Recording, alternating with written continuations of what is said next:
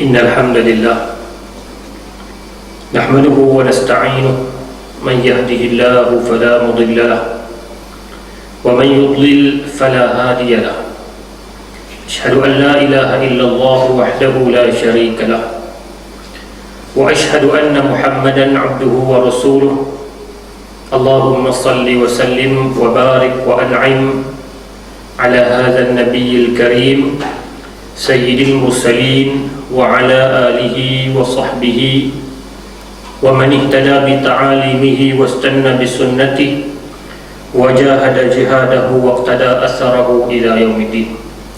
Amma ba'd. Hadirin hadirat yang dikasihi dan dirahmati Allah Subhanahu wa taala. Alhamdulillah, sama-sama kita panjatkan rasa syukur kepada Allah Azza wa Jalla yang memberikan ruang dan kesempatan untuk kita bertemu pada malam yang penuh dengan barakah ini, insya-Allah. Di dalam surah Al-Furqan, surah yang ke-25, Allah Subhanahu wa taala merakamkan satu ayat. A'udzubillahi minasyaitonir rajim. Wa qala ar-rasul ya rabbi inna qaumi ittakhadhu hadzal qur'ana mahjura. Surah Al-Furqan ayat 30. Dan telah berkatalah Rasul, yakni Nabi sallallahu alaihi wasallam, wahai Tuhanku, sesungguhnya kaum aku, mereka mengambil Al-Quran itu, mereka menjadikan Al-Quran itu satu perkara yang diketepikan. Allah Ta'ala rakamkan dalam ayat ini satu ayat berbentuk aduan daripada Nabi kepada Allah. Kata Nabi sallallahu alaihi wasallam, ya Allah, ya Tuhanku, kaum aku ni bila aku bawa mai Quran kat depa, depa boikot, depa ketepikan Quran, depa pilih benda lain untuk jadikan panduan kehidupan. Al-Imam Ibnu Katsir rahimahullah, seorang tokoh tafsir yang sangat masyhur, ketika menghuraikan ayat ini, dia kata orang yang mengenepikan Al-Quran, orang yang memboikot Al-Quran ini boleh jadi dalam salah satu daripada 5 bentuk. Ibnu Katsir kata salah satu daripada 5 bentuk termasuk dalam orang yang memboikot Al-Quran. Mari kita tengok apa yang disebut oleh Ibnu Katsir sebagai muqaddimah ringkas pada malam ini. Bimbang-bimbang kod-kod kita termasuk dalam golongan yang dikatakan oleh Ibnu Katsir. Wal'iyazbillah. Golongan yang pertama, mereka yang mahjura, mereka yang memboikot Al-Quran ini. Ibnu Katsir kata, apabila diperdengarkan ayat-ayat Al-Quran, mereka tak mau dengar. Bila dibaca ayat Quran, mereka tak suka dengar. Ini orang yang mengenepikan Al-Quran, golongan pertama. Sedangkan tuntutan kepada kita untuk dengar Quran. Orang yang tak mau dengar Quran, dia tak suka, dia rasa panas telinga. Bila Quran dia tak suka, dia tak kenal. Orang ni orang yang mengenepikan Al-Quran. Ini golongan yang pertama, kata Ibnu Katsir. Golongan yang kedua, yang mengenepikan Al-Quran, ialah orang yang baca Quran, baca dan dengar, tetapi dia tidak cuba langsung untuk mentadabbur Al-Quran. Tak cuba, tak ada usaha, tak ada inisiatif untuk memahami apa ayat yang dia baca. 30 tahun dah baca Quran, tapi tak ada usaha. Kau nak pergi mengaji, nak buka Quran terjemahan sikit, tak ada. Ini golongan yang kedua, juga dimasukkan dalam kelompok yang mahjura, memboikot Al-Quran. Badi'uz Zaman Sa'id Nursi, seorang tokoh daripada Turki, dia kata orang yang tidak mentadabbur Al-Quran diumpamakan seperti orang yang sakit dan dia kerap pergi hospital. Datang orang abang, doktor tu bagus, dia pun pergi ambil ubat, balik. Minggu depan pergi pula doktor lain pula, orang kata bagus, pergi ambil ubat balik, tapi ubat tak makan. Demikianlah perumpamaan yang Sa'id, Badi'uz Zaman Sa'id Nursi bagi orang ni. Dia baca Quran, tapi dia tak cuba untuk mentadabbur Quran. Diumpamakan macam orang yang suka pergi beli ubat tapi tak makan. Ini kelompok yang kedua. Manakala kelompok yang ketiga, kata Ibnu Katsir rahimahullah, orang yang memboikot Quran ni siapa? Orang yang tidak mengamalkan segala tuntutan Quran dan tidak pula meninggalkan segala larangan Quran. Kerana Al-Quran hanya akan tertegak intinya dan isinya apabila orang aplikasikan dia. Tapi kalau orang tak tegakkan dia, tak buat dia, maka Quran tak tertegak. Jadi kelompok yang ketiga ni apa? Dia tak amalkan. Baca, cuba faham, tapi tak amalkan pula. Mai tak amal, dia masalah. Ini juga termasuk dalam orang yang memboikot Al-Quran. Manakala kelompok yang keempat, yang dikatakan orang yang mengenepikan Al-Quran, Ibnu Katsir kata orang yang melebihkan benda lain daripada Quran, seperti nyanyian, syair, sajak, puisi, benda-benda lain lah. Dia lebihkan itu. Quran ni belakang. Ada orang yang macam ni, yang Quran duduk dalam belah, dia suka benda-benda lain, nyanyian, lagu-lagu, syair. Ni main nombor satu. Bagilah apa pun dia boleh hafal. Tapi Quran lambat sikit lah. Quran payah nak hafal. Kata dia macam tu. Ini kelompok yang mengenepikan Al-Quran. Dan kelompok yang kelima, Ibnu Katsir kata mereka yang mencari penyelesaian selain daripada Al-Quran. Al-Quran tu penyelesai. Al-Quran tu adalah kitab yang menyelesaikan segala masalah manusia. Tapi manusia dicari penyelesaian lain daripada Al-Quran. Ini juga golongan yang dimasukkan dalam mereka yang memboikot Al-Quran. Mudah-mudahan tuan-tuan, kita tidak termasuk dalam salah satu daripada 5 kelompok yang disebut oleh Al-Imam Ibnu Katsir rahimahullah ta'ala. Syekh Qutb rahimahullah kata ketika dia menguraikan ayat ni, dia kata Nabi mengadu ni zaman tu padan dah sebab ramai musyrik. Ayat Al-Furqan diturun ketika Mekah. Nabi mengadu ni ketika orang ramai musyrikin. Nabi kata mereka tak nak terima Quran. Kata Syekh Qutb, kalau Nabi duduk zaman sekarang ni, orang Islam ramai, tapi orang Islam yang ramai ni, Quran ni jauh sekali. Kesimpulan daripada ayat ini, kalau kita nak sebut, kita nak bincang tentang masalah yang berlaku hari ini, banyaklah isu-isu macam-macam. Macam mana cara nak selesai? Mari kita kempen diri kita, ahli keluarga kita, orang-orang terdekat dengan kita. Kempen pertamanya, mari kita balik kepada Quran. Mari kita patah balik kepada Quran dengan cara baca ya, dan dengan cara tadabbur ayat-ayat Al-Quran. Kita buat kempen ni kecil-kecil, kempen diri kita dulu, daripada kita duduk cerita tentang benda-benda yang besar. InsyaAllah penyelesaiannya ada. Syaratnya umat ini perlu balik kepada Al-Quran. Mudah-mudahan pertemuan itu ada manfaat pada saya dan juga kepada tuan-tuan sekalian. InsyaAllah malam ni kita sambung lagi perbahasan berkenaan dengan mahasinul Islam, keindahan Islam. Dalam pertemuan-pertemuan lepas kita bincangkan tentang yang kata Islam ni indah, yang kata Islam ni cantik. Cantik dari sudut apa? Kita dah bincanglah dua tajuk besar. Bab aqidah selesai dah, dan juga bab rukun-rukun Islam, bab ibadah juga selesai dah. Kita sebut tentang salat, apa kebaikan dan keindahan yang terpamer daripada ibadah salat. Kita sebut tentang puasa, apa benda yang terhasil, natijah, hikmah daripada puasa tu yang menampakkan Islam ni indah. Dan pertemuan terakhir bulan lepas, kita cerita tentang jihad. Kita nampak apa yang indah daripada jihad Islam ni. Jihad Islam ni yang kadang-kadang disalah ertikan, yang kadang-kadang orang salah faham. Hanya kita jelas Islam ni, jihad ni apa, dan kita dah bincang dah dalam pertemuan lepas. Malam ni kita masuk topik yang ketiga daripada tajuk besar, iaitulah berkenaan dengan kekeluargaan. Fiqh ni kalau kita bincang, dia masuk dalam bab ibadah mula sekali, lepas tu bab munakahah, ataupun dinamakan bab ahwalus syakhsiyah, bab kekeluargaan. Dan malam ni kita nak fokus pada tajuk ini, keindahan Islam dari aspek undang-undang yang berkaitan dengan keluarga. Ketika Islam mensyariatkan perkahwinan, lalu daripada perkahwinan ini terbentuklah satu institusi kekeluargaan. Apakah yang terhasil hikmah daripada persyariatan ini? Itu kita nak bincang lagi.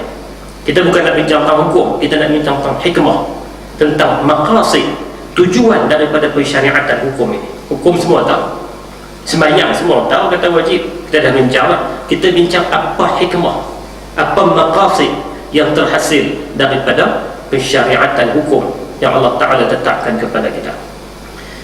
Islam sangat mengambil berat tentang semua perkara yang boleh membawa kebaikan dan manfaat kepada manusia di dunia dan akhirat. Oleh sebab itulah disyariatkan undang-undang yang bersesuaian dengan fitrah kejadian dan memenuhi keperluan mereka. Ini sangat jelas jika kita melihat kepada undang-undang Islam yang berkaitan dengan keluarga yang akan diterangkan dalam beberapa aspek. Tujuan pensyariatan ini kaedah basic. Allah Ta'ala bila dia syariatkan pada kita satu-satu benda, dia suruh kita buat, dia suruh kita tinggal, dia kata hukum ni makruh, dia kata hukum ni haram. Dia punya kaedah paling besar, tujuan pensyariatan adalah untuk jalbul masalih wa dar'ul mafasid. Tujuan pensyariatan dalam Islam ni untuk membawa kebaikan kepada manusia dan untuk menghalang kerosakan. Itu tujuannya. Tujuan paling besar dalam apa tajuk pun. Bila Allah Ta'ala suruh buat satu-satu benda, mesti Allah Ta'ala nak bawa kebaikan pada kita. Bila Allah Ta'ala suruh tinggal satu-satu benda, mesti dia nak halangkan kemudaratan kepada kita. Ini kaedah paling besar, prinsip asas dalam pensyariatan Islam, iaitulah jalbul masalih wa dar'ul mafasid, membawa kebaikan, menolak kerosakan. Dalam tajuk pertama ataupun aspek pertama berkaitan dengan kekeluargaan ni adalah perkahwinan. Sebab melalui keluarga ni dia akan terhasil melalui perkahwinan. Jadi kita nak tengok sikit perbincangan kita mula ni berkenaan dengan apakah keindahan, apakah kebaikan, faedah yang akan terhasil daripada perkahwinan. Dalam istilah bahasa Arab, perkahwinan ialah satu kalimah yang menunjukkan makna bersama dan satu ikatan perjanjian. Dalam bahasa Arab, bahasa makna ta'rif dari sudut bahasa ni, yang kata perkahwinan adalah al-jam'u wa dhammu, kebersamaan. Bersama tu dia panggil kahwin dalam istilah, dalam bahasa Arab. Dia kata ta'rif min haitsul lughah. Dari sudut bahasa, bila sebut kahwin, kahwin adalah benda yang disamakan, disekalikan. Nak tahu orang panggil raya kahwin sebab dia disekalikan. Ada kedai dia letak jual pulut, dia ada pulut macam-macam menu. Nak pulut apa? Pulut raya, pulut mempelah. Ada pulut kahwin pun dah. Orang tanya pulut kahwin apa? Dia kata kahwin lam dengan raya. Nak kahwin dengan ayam dengan raya tak boleh. Pulut ayam kahwin memang dia ada pasangan dia dah, raya dengan pelang. Ada orang buat macam tu. Jadi makna dari sudut bahasa ni adalah percantuman, persamaan, dinamakan kahwin. Manakala dari istilah syarak, satu ikatan yang menjadikan pasangan suami isteri, yakni lelaki dan perempuan, halal untuk satu sama lain dengan cara yang dibenarkan syarak. Takrif yang dipakai dalam agama kita ni yang dari sudut istilah, dari sudut syarak. Dari sudut bahasa tu, orang-orang Arab zaman dulu bila dia sebut kahwin, kahwin makna disekalikan. Apa yang disekalikan makna kahwin. Bila Islam datang, Islam memberi satu takrif pula dalam fiqh ada, yang dikatakan perkahwinan itu adalah menjadikan seorang lelaki dengan seorang perempuan halal antara satu sama lain mengikut kaedah dan cara yang dibenarkan. Dia ada cara dia ada kaedahnya yang kita panggil sebagai akad. Terdapat banyak dalil tentang perkahwinan ini daripada nas Al-Quran dan hadis. Antaranya firman Allah Subhanahu wa taala, "Fankihu ma taba lakum minan nisa'i mathna wa thulatha wa ruba'." Ini dalil pensyariatan nikah. Kita menikah memang kita tak tahu dalil dia. Bukan salah, yang nak cerita ni dalil kata pensyariatan tentang nikah. Firman Allah maksudnya, maka kahwinilah wanita-wanita yang kamu senangi, 2, 3 atau 4. Ini yang menjadi sebahagian orang adalah yang buruk. Dia kata Islam suruh nikah 2. Ayat 1 tu hujung.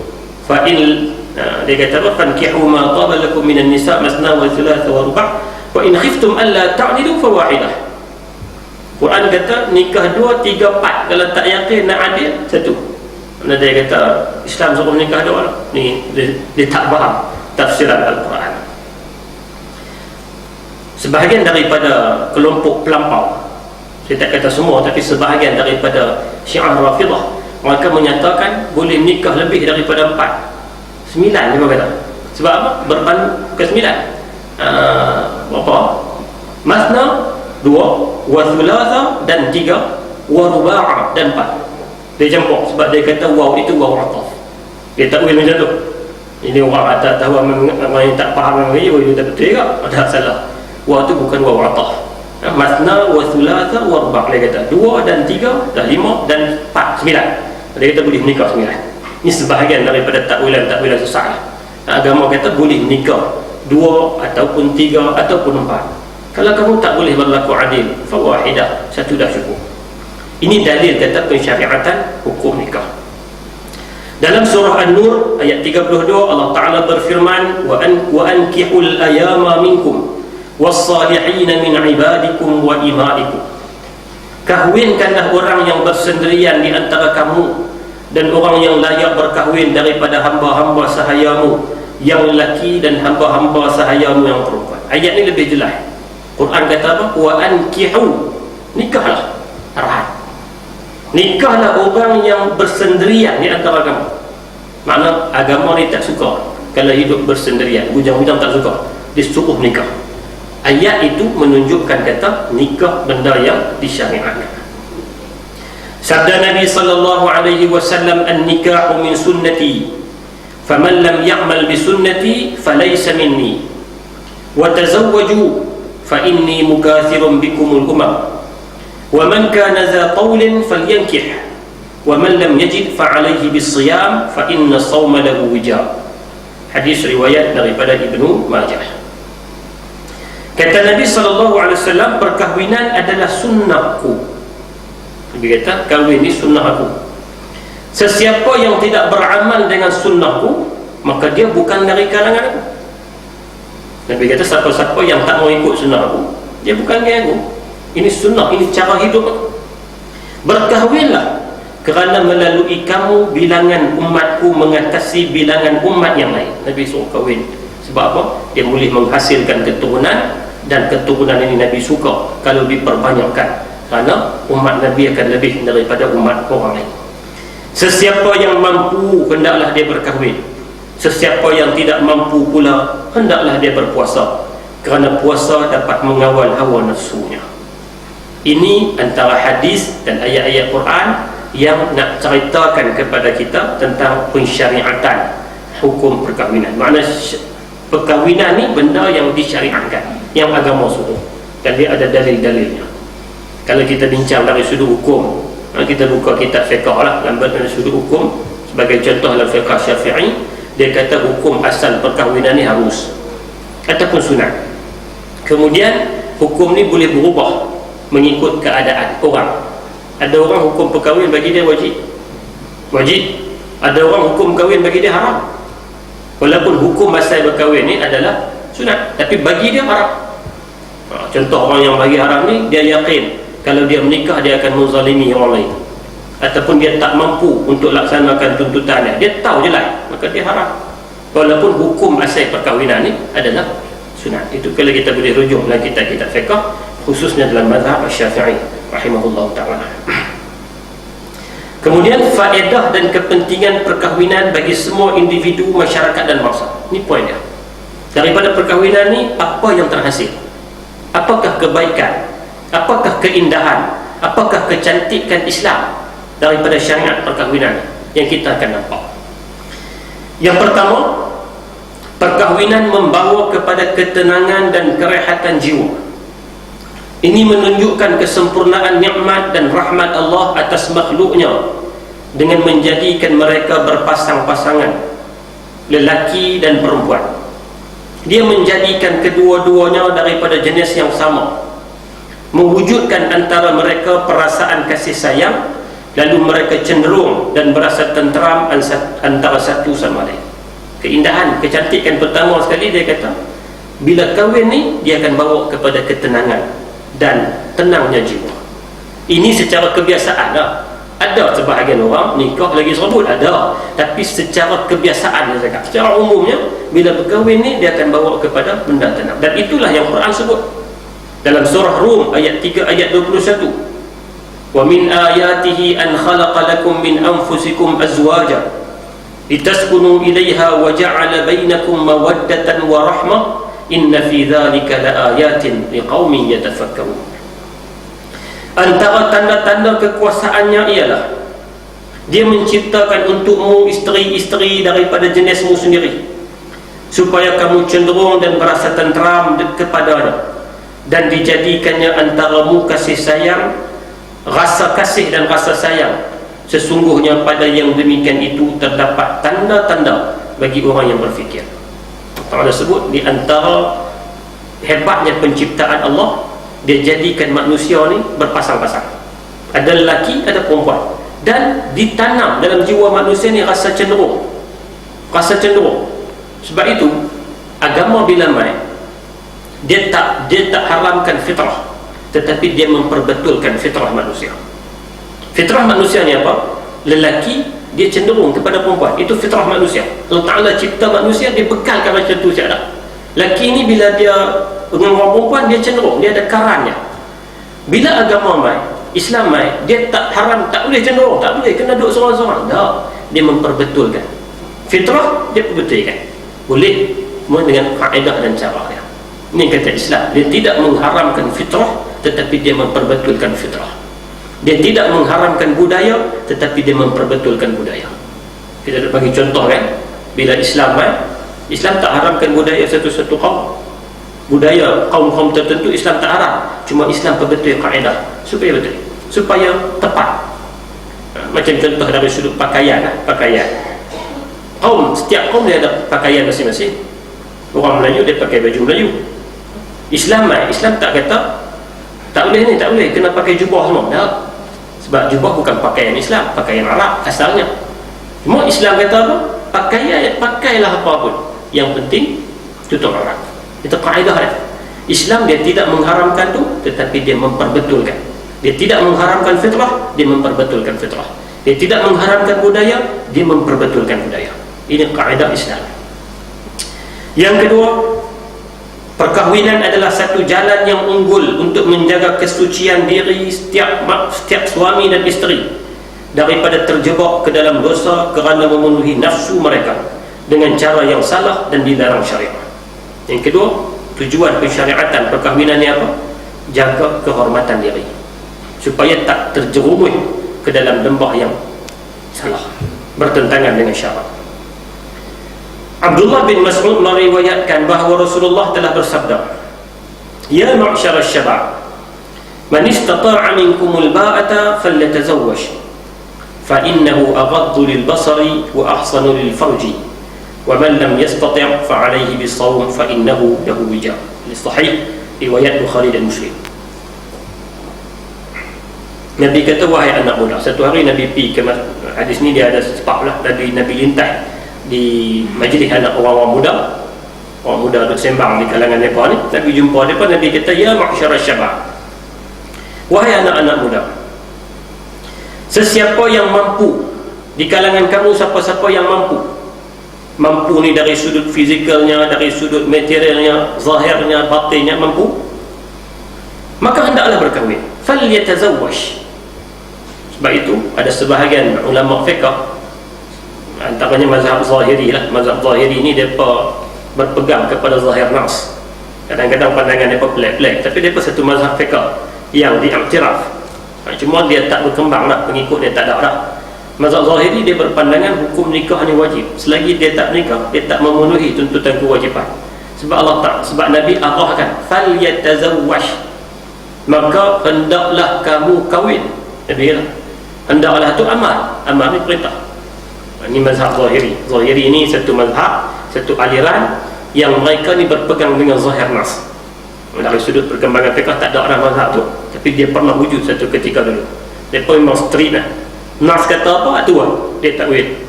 Contoh satu benda pelik lah bagi kita, tapi itu pandangan mereka. Nabi pernah kata, seseorang anak dara yang dipinang, tanda kata dia setuju adalah dia diam. Wa iznuha simatuha, bila mana seorang anak dara ni dipinang, orang piminang dia, kemudian dia diam, dia tak kata apa, ya pun tidak, dak pun tidak, dia diam tanda setuju. Itu kaedah dia. Maka mazhab Zahiri kata, kalau seseorang ni piminang anak dara, tiba-tiba dia kata ya tak jadi, sebab Nabi suruh dia fahamnya tu. Lepas tu yang kata mazhab dia ni kadang-kadang agak pelik sikit. Saya nak sebut satu contoh tadi, bahawa arahan Nabi, falyatazawwaj, nikah, makna tinggi lah benda tu, walaupun tak sampai ke peringkat wajib pada pandangan jumhur, pada pandangan majoriti ulama, tapi dia satu tuntutan kepada kita. Lalu Nabi terangkan apa sebab disyariatkan nikah ni. Fa innahu aghaddu lil basari wa ahsanu lil farji. Kerana dengan pernikahan ni dia boleh menundukkan pandangan dan dia boleh menjaga kehormatan diri. Ini tujuannya. Bila menikah dia boleh jaga pandangan, dan bila menikah dia boleh jaga kehormatan diri.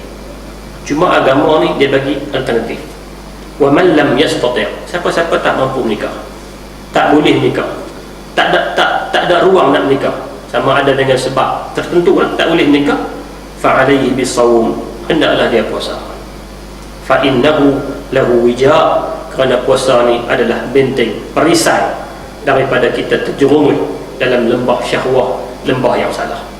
Jadi hikmah pensyariatan perkahwinan ni adalah untuk memelihara diri daripada terjerumus ke dalam gaung ataupun lembah yang salah. Manakala yang ketiga, perkahwinan adalah satu cara untuk meneruskan keturunan. Tidak dapat dinafikan bahawa anak-anak adalah perhiasan hidup di dunia ini. Rasa cinta terhadap anak dan menginginkan anak seramai mungkin adalah fitrah semula jadi manusia. Tabiat semula jadi manusia, dia mau dia ni ada keturunan, dia mau ada zuriat, dia mau ada anak, dan mungkin sebahagian orang dia nak anak ramai. Ini tabiat dan fitrah semula jadi yang ada dalam diri manusia. Hatta orang-orang yang duduk di negara yang buat polisi tak boleh anak ramai pun, fitrah dia tetap nak anak ramai. Fitrah dia memang tetap nak anak ramai, walaupun negara dia melarang. Dan China, mereka menghadapi krisis lah ni, katanya nak tarik balik undang-undang tu, nak bagi anak lebih daripada seorang. Sebab fitrah orang ni dia suka kalau keturunan dia makin berkembang. Ia juga satu realiti bahawa manusia mahu keturunannya berterusan wujud selepasnya. Maka perkahwinan adalah satu cara yang paling mulia untuk mencapai tujuan dan kemahuan ini. Allah Subhanahu wa taala berfirman, al-malu wal banuna zinatul hayatid dunya. Harta dan anak-anak adalah perhiasan kehidupan dunia. Bila sebut perhiasan, manusia cenderung kepada perhiasan. Maka oleh nak memperbetulkan, dia kata nak memperbetulkan kecenderungan manusia tadi, nak dapat keturunan, macam mana kaedah dia? Melalui perkahwinan. Yang keempat, perkahwinan sebagai pengikat antara keluarga, mengukuhkan pertalian dan menerapkan kasih sayang antara ahli masyarakat. Daripada keluarga yang tak pernah kenal dipersatukan, maka berkembanglah, maka dia jadi hubungan di antara orang manusia dalam masyarakat ini semakin kukuh. Sebagai contoh, apabila beberapa keluarga mempunyai pertalian antara satu sama lain melalui perkahwinan, masyarakat akan menjadi seperti satu keluarga. Allah berfirman, wa huwal ladzi khalaqa minal ma'i bashara faja'alahu nasaban wa sihra. Dialah, yakni Allah, yang menciptakan manusia daripada air, lalu dijadikan manusia itu mempunyai keturunan dan musaharah, artinya hubungan kekeluargaan yang berasal daripada perkahwinan, seperti menantu, mertua dan sebagainya. Dan tujuan ini adalah untuk mewujudkan satu ikatan masyarakat yang lebih kukuh. Masyarakat ni kalau dia bercampur dengan hubungan kekeluargaan, dia lebih terasa, dia lebih kukuh ikatannya. Yang kelima, perkahwinan yang mengikut syariah akan menjaga nasab keturunan dan hasilnya mengawal semua anggota keluarga yang membentuk kumpulan masyarakat. Masyarakat yang baik akan terhasil daripada keluarga yang baik. Keluarga yang baik akan terhasil melalui individu yang baik. Maka nak hasilkan individu yang baik, dia akan main daripada keturunan yang baik. Kalaulah perkahwinan tak disyariatkan, orang pakat berzina macam tu saja, akhirnya keturunan ada tapi campur habis. Seorang anak pun tak kenal pak dia hak mana. Seorang isteri, seorang perempuan pun tak tahu nak tentukan anak ni main daripada mana. Pada perkahwinan tak disyariat. Dan ini telah berlaku di sebahagian negara-negara barat. Apabila anak tak kenal pak, dah berlaku.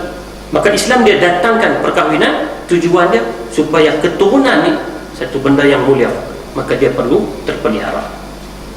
Ya ayyuhan nas, ittaqu rabbakumul ladzi khalaqakum min nafsin wahidah wa khalaqa minha zawjaha wa batha minhuma rijalan katsiran wa nisaa wattaqullaha alladzi tasaaluna bihi wal arham innallaha kana 'alaikum raqiba.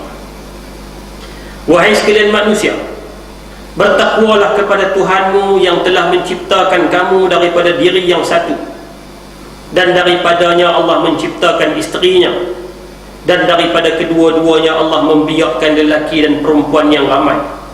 Dan bertakwalah kepada Allah dengan menggunakan namanya. Kamu saling meminta satu sama lain.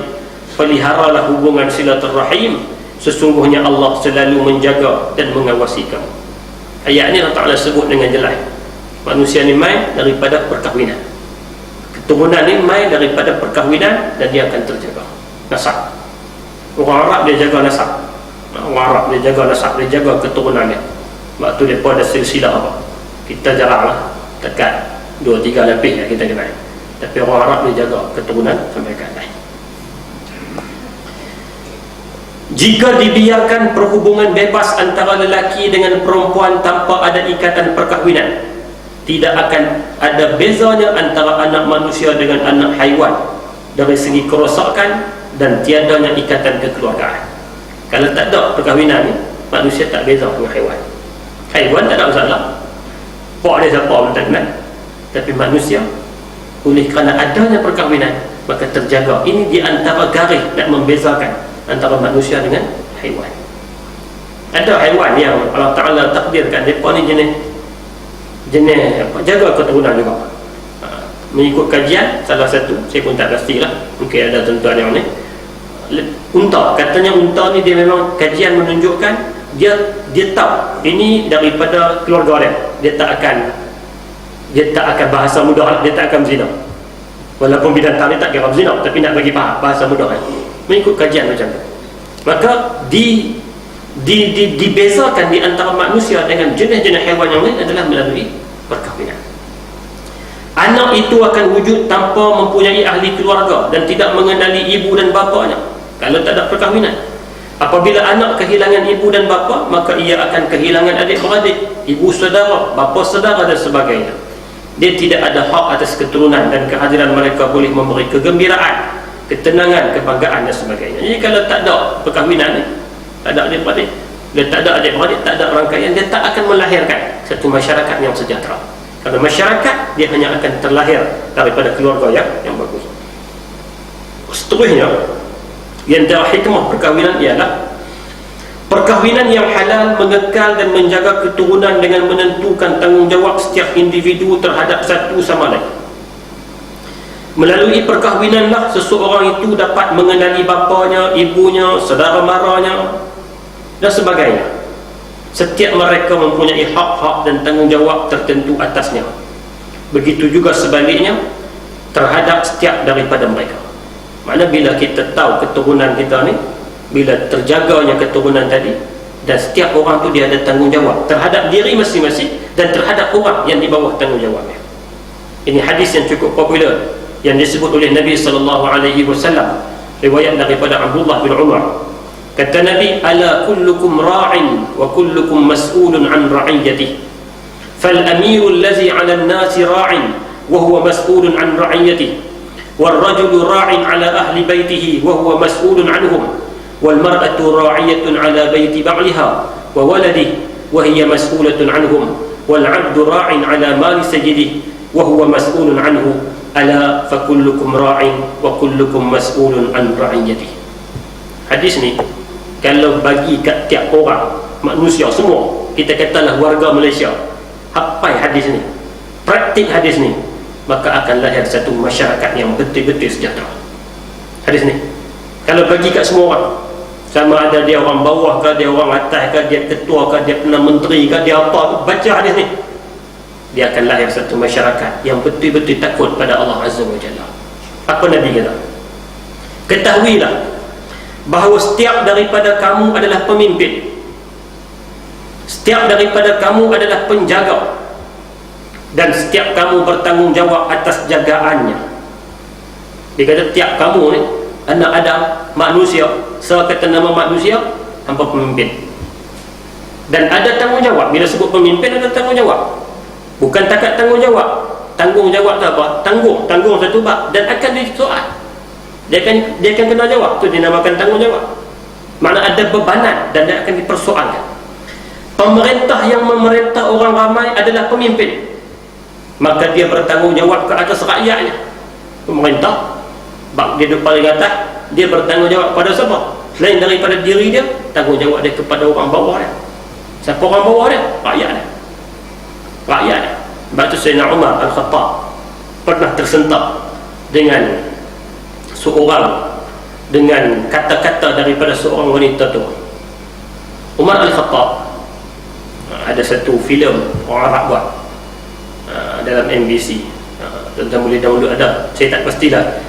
Panjang cerita tu, 30 episod. Ada kawan saya nak bagi, suruh tengok, nak tengok bila masa satu episod 2 jam, 30 episod. Tapi cerita tu menarik, kisah Sayyidina Umar yang lengkap.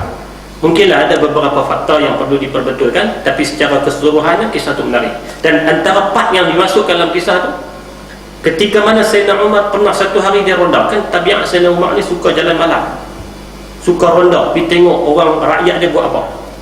Satu malam dia pergi ke satu tempat perkampungan, satu kawasan.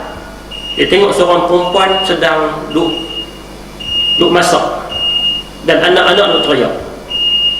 Bila dia tengok pergi dekat perempuan tu, rupanya perempuan tu duk bukan masak pun, berlakon masak duk goreng batu, duk goreng bakar batu lah, makanan tak ada, anak duk teriak. Sayyidina Umar tanya, sebab apa ni? Hang buat macam ni? Nampak macam masak ni? Dia kata, aku tak ada makan, anakku lapar. Takkan khalifah tak bagi apa dekat hang? Takkan pemimpin pemerintah tak bagi apa? Tak bagi apa? Takkanlah aku tak nak macam ni. Kalau bagi, aku tak masalah ni. Takkan Umar tak bully kot? Takkan Umar tak ambil perhatian? Umar kata kepada ni, perempuan tu tak kenal dia. Takkan Umar tak ambil perhatian kepada ni? Umar siapa? Umar tu tanya. Tak sah jadi pemimpin lah kalau tak kenal rakyat dia. Umar tersentak dengan ungkapan itu. Tersentak dengan ungkapan itu. Dia balik terus ambil, arahkan dia punya pegawai-pegawai dia, hantar bantuan makanan kepada si fulanah tadi, perempuan tadi.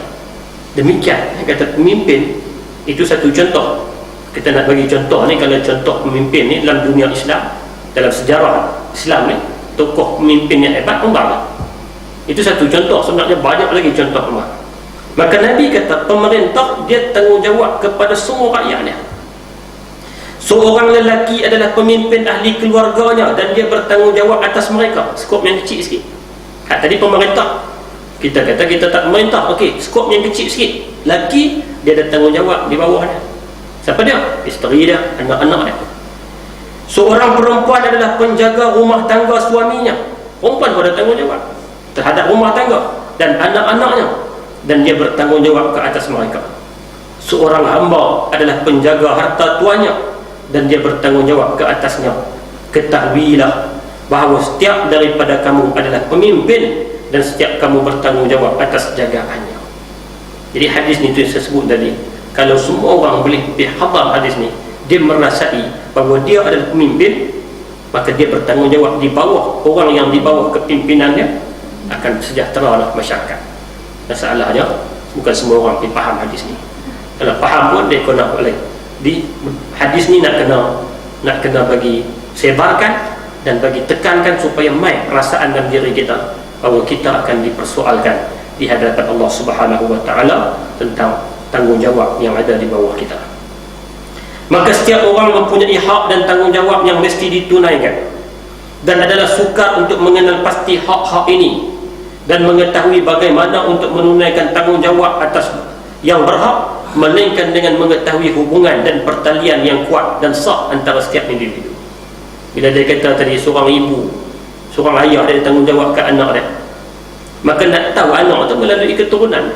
Nak tahu keturunan tadi melalui perkahwinan. Kalau seorang ayah, dia tak tahu, dia tak berkahwin pun, tiba-tiba ada anak, tak tahu dia anak, jadi tak akan tertegak tanggungjawab tadi. Dia ada hubungkan di antara tanggungjawab dengan silsilah keturunan. Mustahil pula untuk mengetahui semua hubungan dan pertalian ini sekiranya asal keturunan tidak diketahui dan tidak dijaga. Tiada jalan lain untuk mencapainya kecuali melalui perkahwinan yang sah yang telah ditetapkan oleh syarak. Kemudian yang seterusnya disebut perkahwinan yang betul akan dapat menjaga agama dan mengawal perkembangan manusia. kerana ia adalah satu-satunya jalan yang disyariatkan untuk melahirkan umat yang dicipta oleh Allah untuk hamba-Nya. Oleh sebab itulah agama merupakan perkara pertama dan utama yang wajib dijadikan kriteria asas ketika memilih pasangan. Nabi letakkan prinsip paling asas dalam pemilihan pasangan ni adalah agama. Dalam satu hadis Nabi kata, tunkahul mar'ah li arba', limaliha wa li jamaliha wa li hasabiha wa li diniha fasfar bi zatid din taribat yadak. Nabi kata, pilihlah perempuan untuk dikahwini ini dengan 4 faktor. Hadis ni juga terpakai kepada perempuan nak pilih lelaki, sama ya. Pilih lelaki, pilih perempuan untuk jadikan pasangan ni atas 4 faktor. Yang pertama, limaliha, harta. Harta. Nabi nak cerita ada orang yang kahwin dengan sebab harta. Okey, tak ada masalah, Islam tak larang. Li jamaliha, kecantikan, menjadi kayu ukur. Li nasabiha, li hasabiha, keturunan, juga menjadi kayu ukur. Li diniha, dan agama. Kalau boleh dapat 4 sudut ni, seorang perempuan ni 4 ni ada, harta pun ada, keturunan pun bagus, muka pun elok, agama pun bagus, ini terbaik ya. Tapi payah nak jumpa. Nak jumpa hak dapat 4 lengkap, payah lah. Maka kalau tak ada 4 lengkap ni, Nabi kata apa? Fasfar bi zati din taribat yadak. Pilih yang beragama. Tengok, cek 4 kriteria. Harta, tak ada harta. Keturunan biasa-biasa saja. Muka tak berapa nak segak pun. Tapi agama, pilihlah yang beragama. Taribat yadak. Kamu akan untung. Kamu akan untung. Nescaya kamu akan untung. Ataupun taribat yadak ni dia kata kiasan. Kata kiasan dalam bahasa Arab dia kata taribat yadak, jika tidak kamu akan rugi. Mana kalau tak pilih yang beragama, kamu akan mendapat kerugian. Nak tu hadis tu kena baca. Saya duk sebut dekat budak-budak saya ajar hadis ni, baca barang betul ya. Mak kitab ni pun tak ada barang. Fasfar bi zatid din, Nabi kata pilih yang beragama. Jangan fasfar bi zatid dain, pilih yang banyak hutang. Ejaan sama tu baris ya. Dia kata pilih yang banyak hutang, rugi. Memang rugi sungguh. Pilih yang beragama, Nabi kata. Kenapa Nabi suruh letakkan prinsip agama paling asas?